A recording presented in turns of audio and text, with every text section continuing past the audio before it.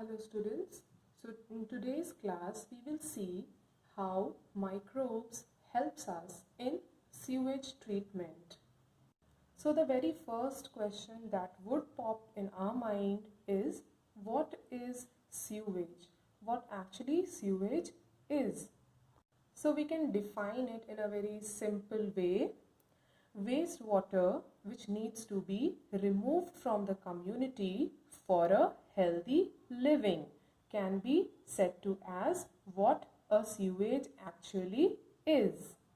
Now again, someone might ask, what is wastewater?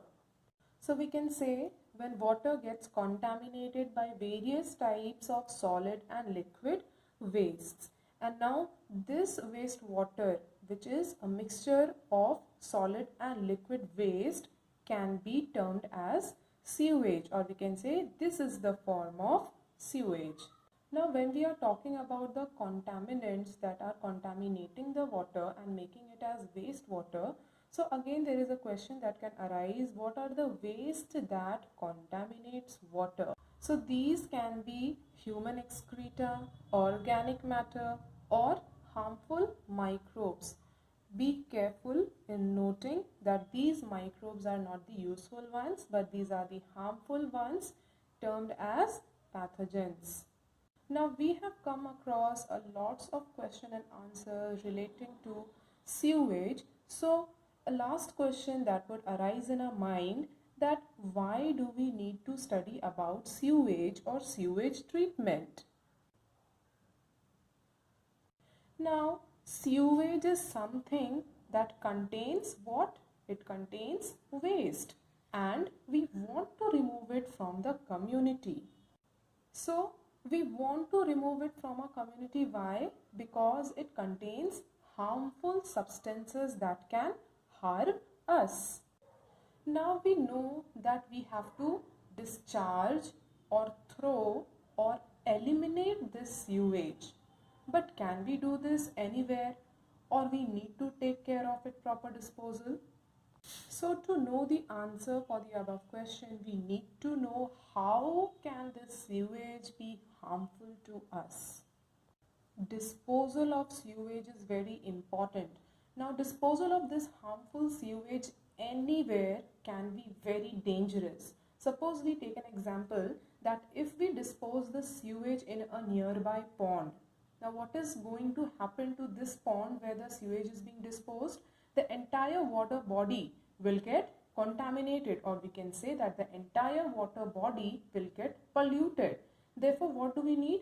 We need an appropriate disposal of sewage. So what will happen if appropriate disposal is neglected? If inappropriate sewage disposal takes place, it causes pollution. It causes pollution.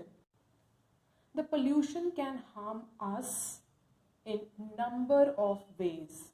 For example, if we consume that polluted water directly or indirectly through, as I said, that water if we can directly consume, or the food which we are getting from that particular source of water body, if we consume that, we can fall ill or we can acquire various waterborne diseases. Not only we are harmed, but who are also getting harmed from this pollution? All the living plant and animals, or we can say the aquatic plants and animals that are dwelling in that particular water body will also get affected by that pollution. So what solution can be thought of eliminating the pollutants or helping the water bodies into which these sewage are disposed of? How to protect them? We need to treat the sewage in such a way that its polluting effects get reduced. Now we cannot make it pure, but at least its pollution can be reduced. And when these sewage are treated, we can at least reduce the pollution into that up to 70 to 80%, so that it does not cause direct harm to us. So now let us talk about the sewage treatment. Sewage needs to be treated in sewage treatment plants before its disposal. Now, what happens in the sewage treatment plants? Now, these sewage treatment plants help in reduction of pollutants from the sewage to a certain extent. Now, sewage treatment is carried out in two stages. The first one is primary treatment and the second one is secondary treatment. And one very important thing to keep in our mind is that microbes play here a very important role. So we can see that microbes are helping us in reducing the pollutant from the sewage so that safe disposal of sewage can be done easily. Now, how is this sewage treatment done? Primary treatment of sewage. First of all, let us see this. It is the first treatment where physical removal of particles from sewage is done. Now, this physical removal of particles from the sewage is done by several processes. Now, what are the processes that are involved in removing the physical particles from the sewage? The first method or the first process used is filtration method or filtration process. Now, what is taking place in this method? The solid is separated from the liquid by passing it through pores of filter. For example, in day-to-day life, you might have seen your mom making early morning tea. She uses a strainer to separate the solid, that is the tea leaves, and the liquid, that is the actual tea that you get to drink. Another method is the sedimentation method or the sedimentation process. Now, what is happening in this process is that particles are separated from water under the influence of gravity. Now, after this process, we get a non-desirable part and a desirable part. The non-desirable part settles at the bottom and desirable part, that is the effluent or also known as supernatant, can be seen floating or above the settled part. Now, this effluent is relatively dirt free, or it is much clearer when it was in a form of sewage, and this effluent undergoes the entire process of secondary treatment. Now, let us look into the secondary treatment of sewage. Now, as we obtain the effluent from the sewage, as we studied in the primary treatment of sewage, so the effluent from the primary treatment is passed on for secondary treatment. Now, further, the constant agitation of effluent takes place. Now, the main thing to know in the secondary treatment of sewage is that constant agitation of effluent takes place. The effluent is passed on to several tanks called as aeration tanks, and in these aeration tanks, air is constantly pumped into. This leads to vigorous growth of aerobic microbes. Why? Because we are constantly pushing in air into these tanks where these microbes get a favorable environment to rapidly grow, as there is enough oxygen available for the microbial activity. Now, these microbes consume all the organic matter present in the primary effluent. So, after these microbes consume the organic material present in the effluent, what will happen? The organic matter will start to decrease. Thus, we can see that there is a decrease in the amount of organic matter that is present in the effluent. Now, what is this decrease in organic matter helping further? This makes the effluent more clearer, or we can say that this makes the effluent more dirt free. Now, by the end of the secondary treatment, the primary effluent will get divided into two parts. One is the sludge and the other is the secondary effluent. Now there is a special term that gets incorporated in this process. We need to know it.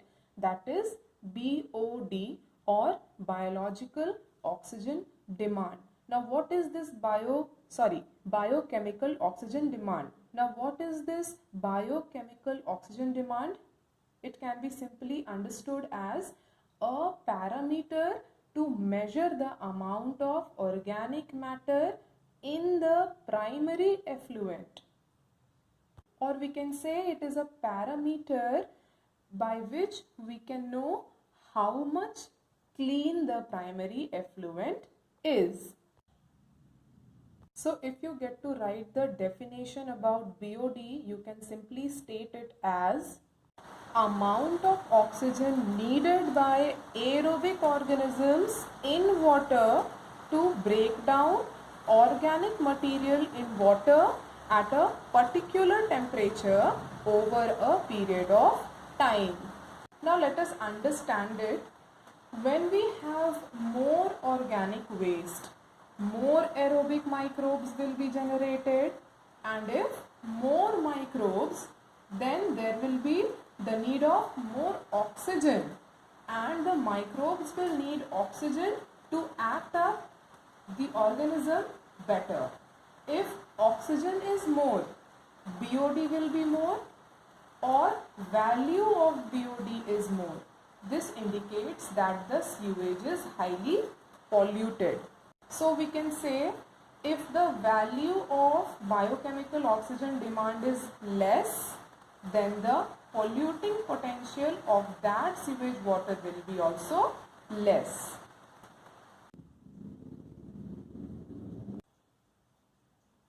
So there it needs to be measured that the BOD value drops to a larger extent. And so the secondary treatment is continued till BOD is considerably reduced. Now what happens when the secondary treatment stops? The secondary effluent is now ready to be directly disposed of as it has less BOD. Now we need to know that what happens once BOD is reduced significantly.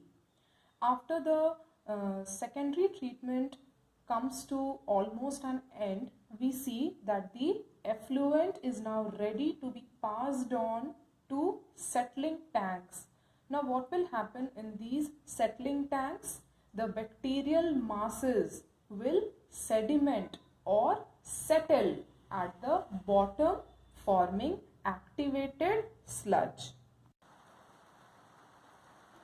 Now some of these sludge are passed back to the aeration tank to act as starter, where this small amount of sludge will help in starting the microbial activity, and the remaining are passed on to anaerobic sludge digesters. Now what is happening in these sludge digesters? Here the microbes act upon the sludge in the absence of oxygen.